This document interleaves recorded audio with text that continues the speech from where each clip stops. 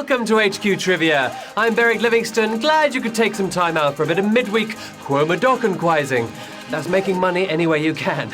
Let's recap the rules. 12 questions coming up from simple to Sisyphean. 10 seconds for each one. Get a question right and you move on. Get all 12 right and you win or split our £1,000 cash prize. Use an extra life to get back in on any question except the last. Use the code on the homepage of the app to invite friends to get extra lives. Okay, here we go. Here's Q1. The Prince of Wales is the eldest child of which monarch? Queen of Sheba, Queen Latifah, Queen Elizabeth II. You gotta say yes, Queen, to one of these, but which? Now, Latifah will always be my queen, but we're after a different monarch here. Ma'am to us, but mummy to Charles. It's Queen Elizabeth II. Of course it is. QE2, 78,901 of you got that. Charles is the eldest of Lizzie's 4 sprogs and has been eyeing up retirement homes since 1948. Q2. Which of these is a rough translation of the Spanish phrase hasta la vista? I'm starving, see you later, no comment. Elija cuidadosamente. A time-traveling Austrian cyborg made it famous, but what was he actually saying? More about leaving than eating, it's see you later. And we're going to see some of you later, but 77,793 of you are staying with us. Spanish speakers are more likely to say hasta luego, but who's going to argue with Arnie? Now, I hope you've heard that we have another theme night coming up tomorrow. Sharon's hosting a science-themed quiz. It'll be pretty easy and lots of fun, so everyone is in with a shot at the prize. Tune in then. Meanwhile, a quick shout out to Michelle Bullion, who plays every day, to Adam Carter and to Gwyn and Chloe. Good luck to all of you. Here's Q3. Which of these is not the name of a nocturnal animal that can fly?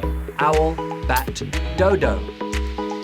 My favourite nocturnal animal is a sugar glider. It can almost fly and is super cute. They even make good pets.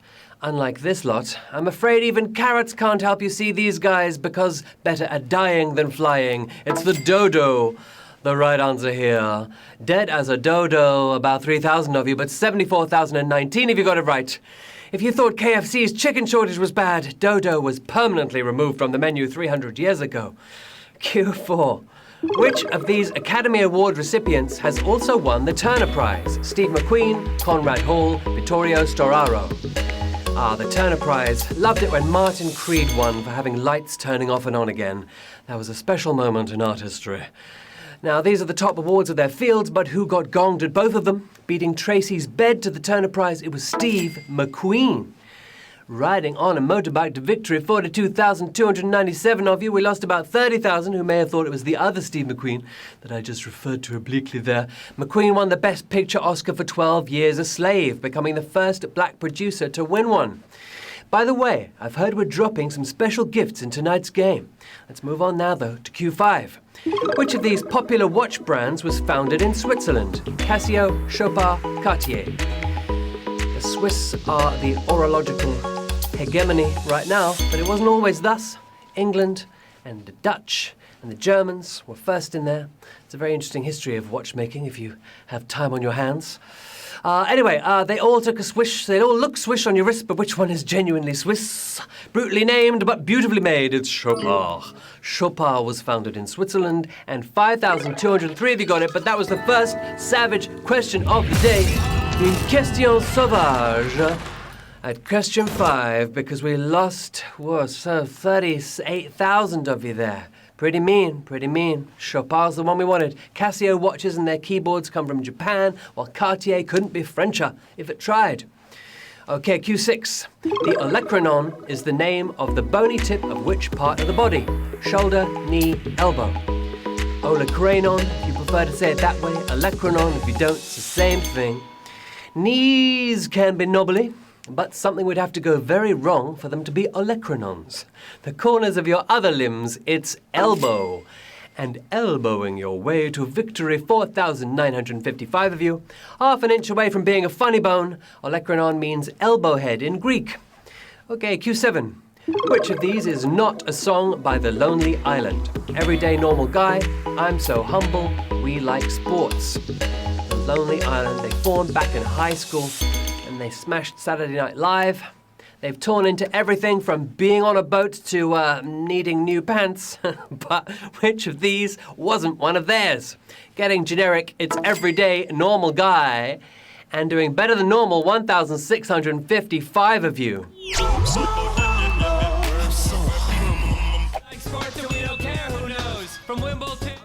Yeah, that was pretty mean. We lost 2/3. Jean Lajoie's spoof rap went viral in the late noughties and now has 37 million views on YouTube. Q8. The filmmaker behind the fourth Alien installment also directed which of these Oscar-nominated movies? Amélie, American Beauty, Avatar.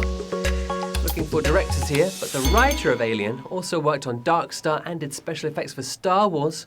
A bit of trivia there for you. Jean-Pierre Jeunet directed Alien Resurrection, but which of these films did he redeem himself with? From sucky space sequels to romantic comedy gold, it was Amélie. Yes, très bien. Tu as très bien fait, 334 of you, but that was another savage question. Another question sauvage, as we touched on the French language there.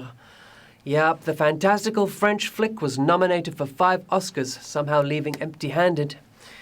Okay, Q9. Which of these British tennis players is the only one born in the UK? Johanna Konta, Kyle Edmund, Anne Keothavong. Keothavong? I don't know how you pronounce it, but it's something like that. They've all served under the British flag. Get it? But who was actually born here? The London lady with the Laos surname, it's Anne Keothavong. Of course it would be Anne Keothavong, the one I could barely pronounce. 235 of you got it right though, so well done. Kedders was born in South Africa, while Konta represented Australia until 2012. 17 people using extra lives to get back in as we go into Q10. Which of these musical acts has not sung the theme song of a James Bond movie? U2, Aha, Duran Duran. Empire rated all the James Bond theme songs, and I think rather controversially, they put Lulu behind Madonna, Man with the Golden Gun, behind Die Another Day. I mean, really? Tell me in the chat. Anyway, they aren't British, but they didn't stop Aha from getting a license to kill, forcing their way into our iTunes, but not a Bond movie. It's U2, the right answer. Hopefully more than 2 of you getting it right. In fact, it was. Let us find out how many people have got Bond victory on their mind. The suspense is killing me. We're going to find out. Bond theme tunes have been some of the most played of all. The franchise is, of course, famous for a whole range of songs, many of them on my iPad as we speak. In fact, I've got the Living Daylights from the Aha track and View to a Kill Duran Duran track are both on my iPod right now, have to confess. But I still haven't been told how many of you won here, so I'm just going to riff on about Bond theme tunes. What's your favourite? Burley Chassis, of course, did about 3. Is there 3 or 4? She did Man with a... She did... which one did she do? She did Diamonds Are Forever. She did... she did Goldfinger. And then she did Moonraker. Moonraker was the one that did not chart.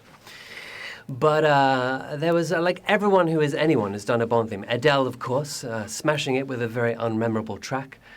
And I don't know, the next movie is going to come out soon. I think it's probably scheduled for November, December time. And I don't know who's done the theme tune for that. Has anyone heard? You can tell me. I'm still waffling because I still don't know how many people got question 10 right. But I'm glad we're on Bond themes because I love them. Back to Lulu. I mean, how could they say that the song that has He Has a Powerful Weapon, it charges $1 million a shot, is less good than the lyrics in Die Another Day? I mean, on camp value alone, Lulu has to win. Arguably, our little Scotch lovely is the better singer as well. I mean, she maybe can't dance like Madonna. Maybe Gautier didn't style her like Madonna. But Lulu, I think, has the edge in the Bond themes, that's for sure. What else can we say about Bond themes? Oh, look, I've got the answers. 148 of you got that right. 148 got it right. 55 went for Aha, 16 for Duran Duran. So well done to you, 148. All right, let's move on fast because that took a little while. Bono and the Edge wrote the song for GoldenEye, but it was performed by Tina Turner. Q11. Which of these TV channels was founded the most recently? More 4, ITV4, E4. Yep, all the fours. Recurring fours in numerology means that an angel is watching over you, like it was watching over us all earlier on. These channels have all got a 4 in them, but who was the third one to come out when 3 channels of Love Island just isn't enough? It's ITV4. ITV4 66, if you got that right. Now, if we'd had another 16, that would be an unlucky number, but 66 got all the 4s. ITV4. Now, remotes at the ready, because we're channel hopping onto the final round. There's £1,000 to play for. 15 of you using your extra lives to get back in. This could be a profitable game because there's not too many left. As we head into the final queue, here's Q12. Which month was traditionally personified in art by an old man warming himself by a fire? November, December, February. You see this a lot in stained glass, in painting, sometimes in carving. The labours of the months is what we're talking about, and they appeared in many medieval artworks. But who showed up as a wrinkly dude getting warm? It's all about bonfires now, but November was the time to gather acorns for pigs back in the day. More rustic than romantic. It's February for the win. And 33 winners this afternoon. Well done.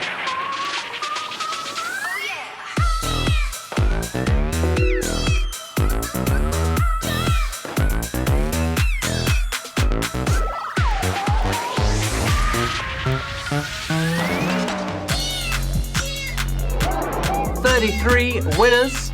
Congratulations to you lot. You stayed with us through that very, very suspenseful pre-penultimate round there. You've got £30 and 30p for your trouble. 33 winners makes a 3030. I'm loving the numerological significance of this afternoon's game. Very proud of you for smashing those 12 cues and staying with us.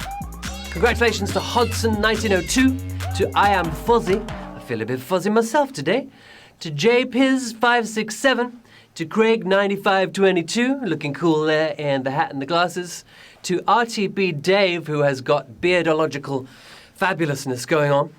That was all midweek music to my ears. Thank you for spending your Wednesday afternoon with me. I'm Beric Livingston. You can find me on Twitter and Instagram. Find us at HQ Trivia UK on Twitter.